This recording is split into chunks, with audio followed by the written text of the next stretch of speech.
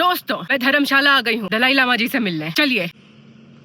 रास्ता कठिन है, कठिन तो मैं भी हूँ। ये है मैक्लोडगंज। मैक्लोडगंज जाने में बहुत लोड लगता है।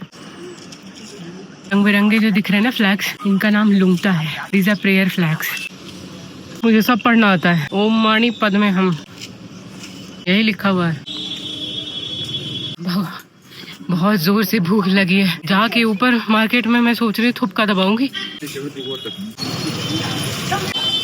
धर्मशाला में अंग्रेज बहुत ज्यादा है। यहाँ पर अगर गाड़ियों को अलाउड नहीं करते हैं ना, चलना बहुत आसान हो जाता। तो बड़ी मुश्किल है यार। गाड़ियाँ चढ़ी जा रही है आगे।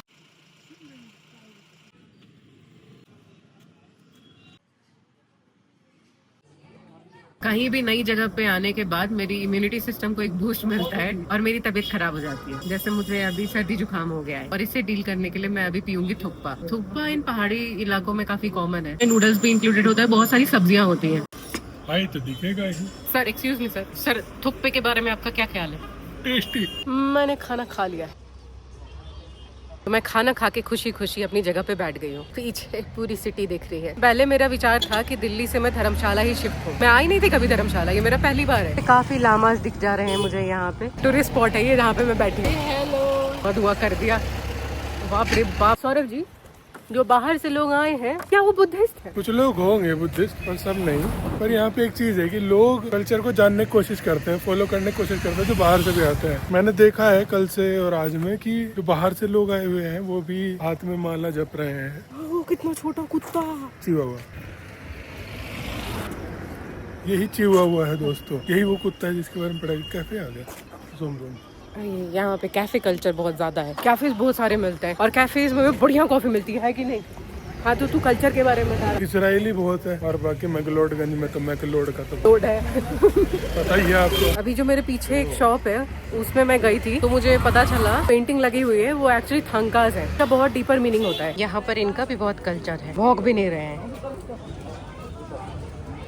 अरे भाई बच के तू रहना। अरे बस इतनी क्यूटनेस रिकॉर्ड कर सकती हूँ मैं यहाँ पे। आज पहली बार मैंने एक लामा को नाराज होते हुए देखा। तो बड़े अग्रेसिव हो रहे थे। किसी ने जरूर कोई गलत काम किया होगा। अरे भाई साहब, इस रोड पे ना आदमियों से ज्यादा गाड़ी की वजह से दिक्कत हो रही है। मानने को तैयार नहीं है, सब स्पीड में आए जा रहे। कहाँ चलूँ मैं? पढ़ रही हूँ एक कैफे की तरह। मुझे यहाँ की कॉफी इतनी पसंद आई है, जाने से पहले 2-3 बार कॉफी पी ली जाए। पता है रास्ते में क्या दिखा? ब्लैक मैजिक वाला 2 गुड़िया लेके बैठा हुआ था, वो सितार लेके। तो दूर से ही रिकॉर्ड कर लिया। बेस्ट। सुपर हीरो के साथ खड़े हुए दोस्तों। इसमें कितने पेट्रोल भराने पे जिंदगी भर चलता है? एक बार जब आपने बाइक ले ली पेट्रोल भरा लो, फिर आपके पोतों को ही पेट्रोल भराना पड़ेगा। ऐसी जगहों पे ना लोग अपने लिए लड़के लड़कियां छांटने लगते हैं, इसलिए भी भीड़ टिकी रहती है इस जगह पे। अब कोई स्कूटी वाला आ रहा है तो वहीं पे खड़ा रहेगा कि हाँ भाई सामने कैसी लड़की आ रही है, ये बाद में कर लेना ना, जगह नहीं है इधर। बाकी इधर ओहो एक और कैफे मिल गया सुंदर, नॉर्बुलिंग का। मैं फाइनली कैफे में आ गई हूँ भीड़ को चीरते हुए, और मैंने अपने लिए एक डायरी ली है।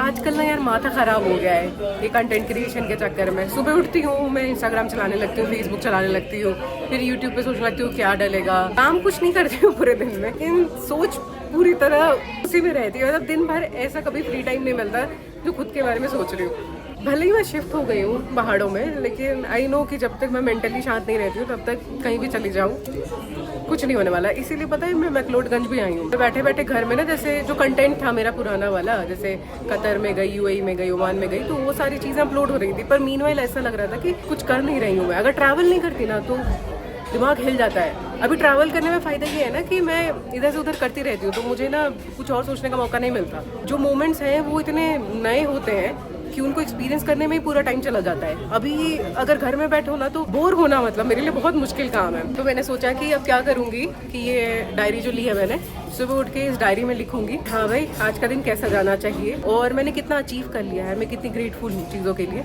ऐसी चीज़ें मैं लिखूंगी। अगर मैंने ये सब सुबह लिख लिया ना तो मुझे पता है कि चेंज दिखेगा। मेरी डायरी वही काम करेगी, बस प्रोसेस थोड़ा अलग होगा। योगा भी होगा और ये भी होगा।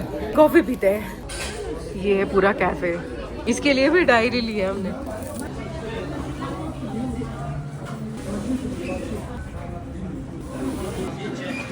मेरी कप्पाचीनो